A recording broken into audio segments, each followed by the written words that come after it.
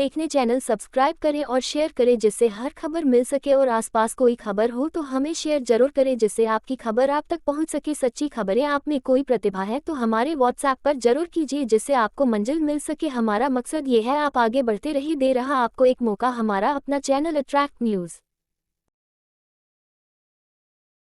Brajesh Chauhan, attack news legal advisor. आज हमारे सामने निवर्तमान अध्यक्ष राकेश मोगरा जी हैं।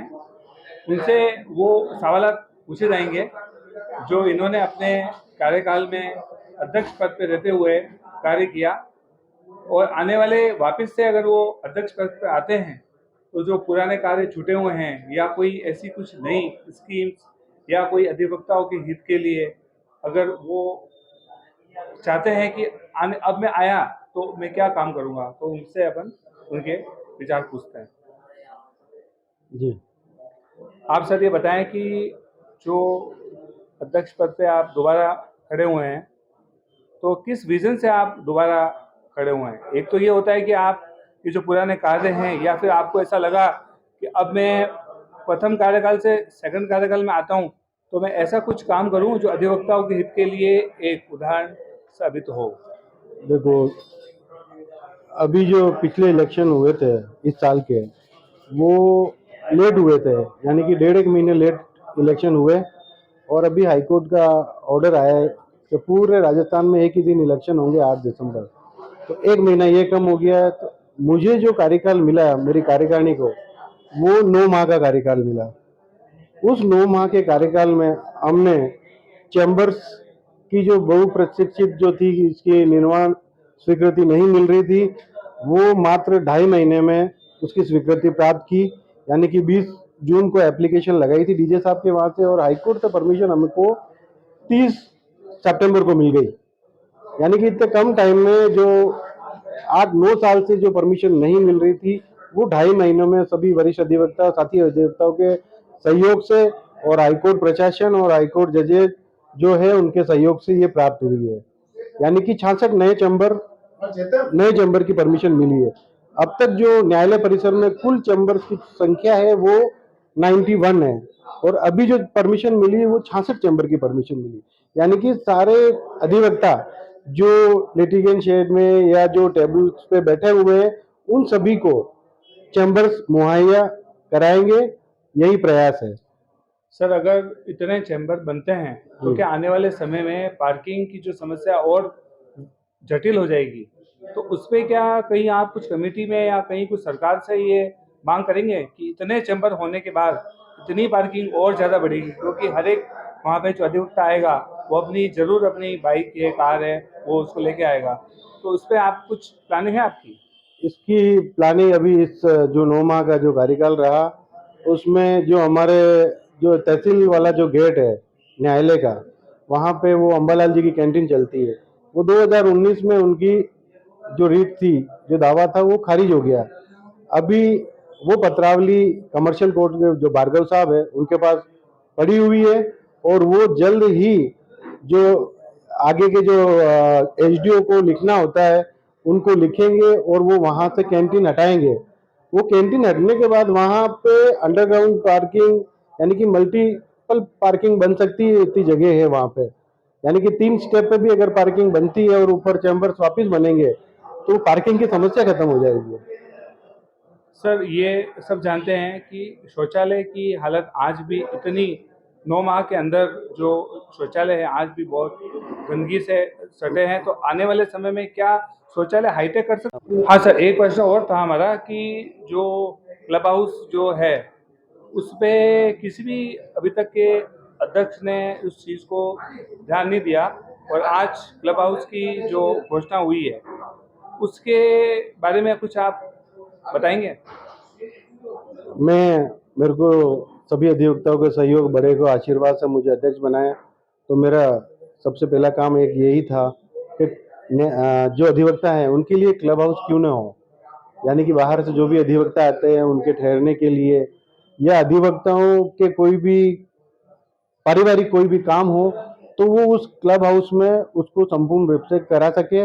इसके लिए यूआईटी में हमने फाइल पेश की है, और हमें दक्षिण विस्तार जो योजना है, जो आईएम है, आईएम से पहले 100 फीट पे 1790 आराजी नंबर में 20,000 स्क्वायर फीट की जमीन का अखबार में प्रकाशन हुआ।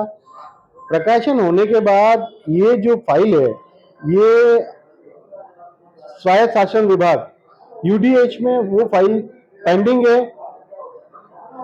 बदकिस्मती देखिए कि इसी दरमियान आचार संहिता लग गई है।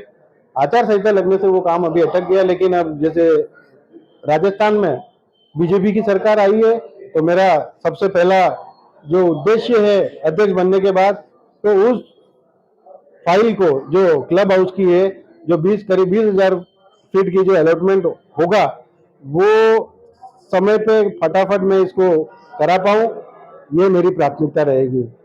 पर सर ये जो आप बता रहे हैं क्लब हाउस जो बना है, क्या इस कार्यकाल में आप अगर चुन के आते हैं तो क्या पूरा हो जाएगा, फिर इसके आने वाले समय में समय लग सकता है? इसमें कोई समय नहीं लगेगा क्योंकि वो फाइल लास्ट स्टेज पे थी, यानी कि जो जमीन थी वो चिन्हित हो गई, आरआईजी नंबर मैंने आपको बताया है, डिमार्केशन हो गया है, सिर्फ अनुमोदन के लिए यूडीएच में गई हुई है। तो इसका मतलब कि इस बार अगर आप आते हैं तो इस कार्यकाल में आप अपना क्लब हाउस कंप्लीट कर लोगे? बिल्कुल, ये योजना मैंने बना रखी है तो इसकी परमिशन आवंटित होते ही इसकी कार्य योजना, इस पे बिल्डिंग जो बनानी है उसकी भी मैंने प्रोजेक्ट सभी हमारे जो कार्यकारिणी है सभी ने मिल के बना रखी है। एक हाईटेक जो शौचालय, उसके बारे में कुछ बोलना चाहेंगे आप? देखो, जो शौचालय जो पीछे कमल जी की कैंटीन के पास जो शौचालय था वो बिल्कुल ही खराब हालत में था, तो पिछले बहुत समय से ठीक नहीं हो रहे थे। उसका मतलब हमारे जो उप महापौर पाराजी सिंघवी थे, शपथ ग्रहण के दिन ही उनसे ये चीज मांगी गई कि हमारे जो ये पीछे शौचालय बना हुआ है इसका जीर्णोद्धार किया जाए, तो उन्होंने इस ओर हमारी पहल से और उनके सहयोग से वो आज पीछे जो शौचालय पूरा जीर्णोद्धार हो चुका है, नए शौचालय बन चुके हैं, और बाकी के जो 2-3 शौचालय है उसका जो नेक्स्ट अभी कार्यकाल अगर मेरे को अगर सभी अधिवक्ता देंगे तो मैं उनको पूरी तरह से जैसा ये अभी किया है वैसा के वैसा ये सारे शौचालय भी हो जाएंगे।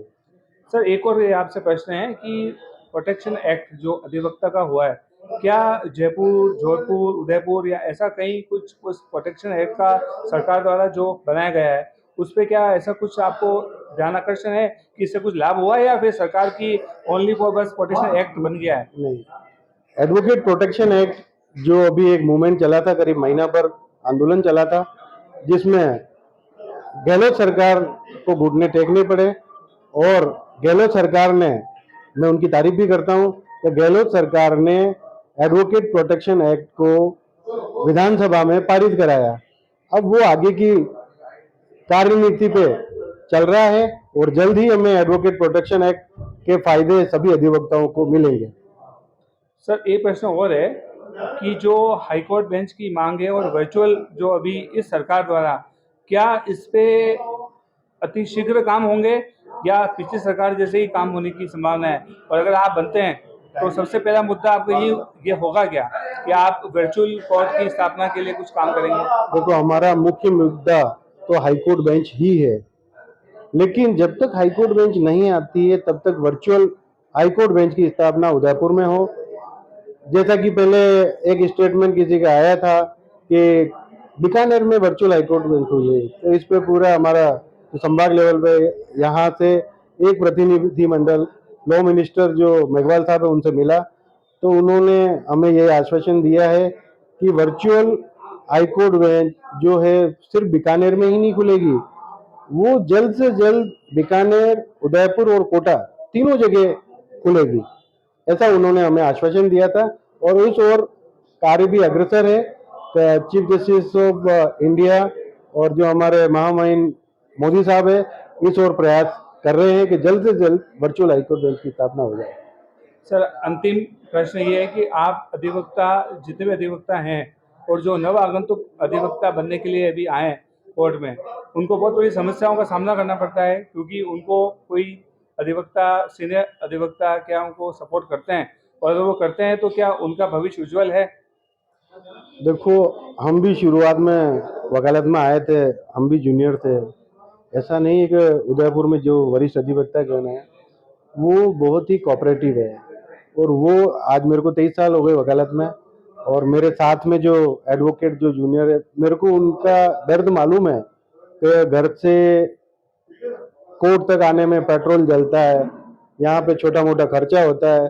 तो मेरा ये प्रयास रहेगा सभी जो नए अधिवक्ता हैं उनके लिए ऐसी व्यवस्था की जाए कि उनको मंथली स्टाइपेंड मिल जाए, ताकि कम से कम जो इनिशियल स्टेज पे जो उनके छोटे मोटे खर्चे उनकी पूर्ति हो सके।